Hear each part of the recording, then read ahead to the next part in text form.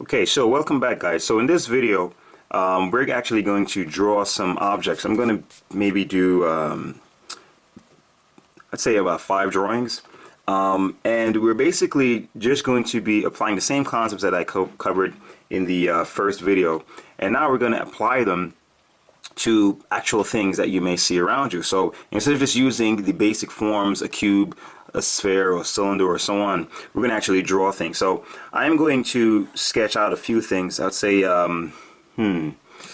let's do a bird, small, simple little bird. I'm trying to vary the texture so you get an idea of how to approach different things. I'm going to do a wooden log. All right, so you can actually see how we could apply textures to creating like a wooden or like a tree branch or a trunk. We could do a teddy bear. Let's do a teddy bear as well. Give it like a furry texture. All right, and oh, something. You know what? Something with reflection. So let's do like a glass sphere or something like that. All right. So that way you'll see how you can deal with like abstract shapes. And this is one of the only places that the rules will not apply, because with reflective objects you're actually just drawing the shapes as you see them. You're not necessarily following light and shade. You're just capturing abstract shapes, right? And over here, let's do, okay, I'm going to do a shell, all right? And that way you can see how we apply it to this as well. So I think that will give us a nice range of dealing with different textures, and you will see how we do it. So I'm just going to start mapping them out with this pencil, and then we'll go in with the ink as well. And as I said, you know, we'll start with, even with drawing the objects, I'm thinking about them as using simple forms. So even in terms of the like a little teddy bear here. See, here's the head. All right. We have the ear. All right. We have another ear.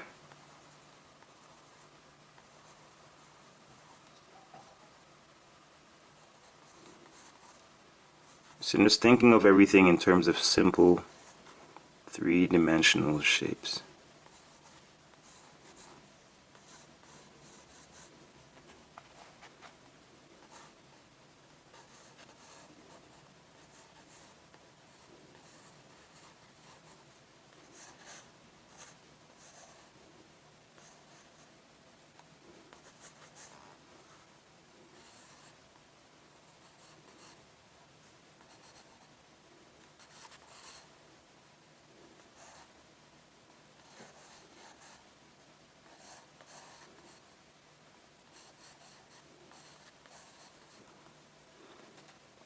Now, before I go on to draw the other objects, I want to have you understand here how I'm envisioning the forms. So for example, we're going to imagine we have a light source coming from the upper right. All right? So that means the light and shadow pattern is going to follow this way. So say for example, this, the body or torso of the teddy bear is something like this. All right? So that means there's going to be a light and shadow pattern like this. This is going to be in shadow, and here is going to be in light. So it's going to follow like this. Okay? And now with the arm is in a similar fashion. The arm is really like a tube, like this. See? And the end is like this. So that means when light is shining onto this side will be in light, and here will be in shadow. So it's almost like a cylinder you're looking at. Okay? So you'll notice that the texture will follow this. Okay? There'll be shadow here, shadow here, shadow here. See, and whether you actually literally draw this or not, it's good to envision it. Okay? Be shadow here. The undersides, the lower left undersides will always have shadow. Now the inner ear is not catching light as much as at the top.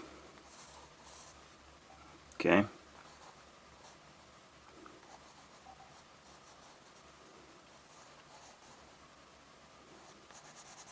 Shadow. Same thing with this foot, this arm,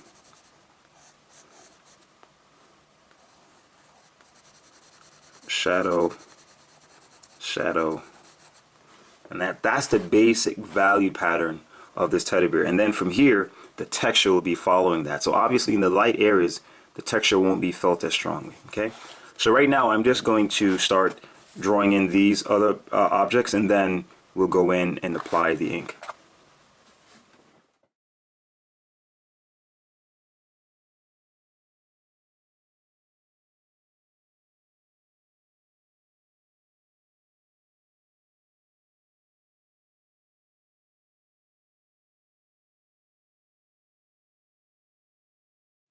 Alright, so here we have the pencil drawings. Now what we're going to do is we're going to start rendering them using the same principles and concepts that we had discussed before. Now, what I'd advise is whatever strokes you're going to use or type of mark making, try to make it conducive to the texture you're trying to convey. So that means you won't use anything too harsh if you're trying to convey a reflective or smooth texture of a glass ball, or you know, whichever other texture we're going to be doing. So you can use whatever mark making or pattern or strokes you want, but just try to make sure that whatever you use conforms to the principles that we discussed earlier. Okay? All right, so I'm going to start going in and laying them individually. And the first thing that I generally do is start taking care of the contour.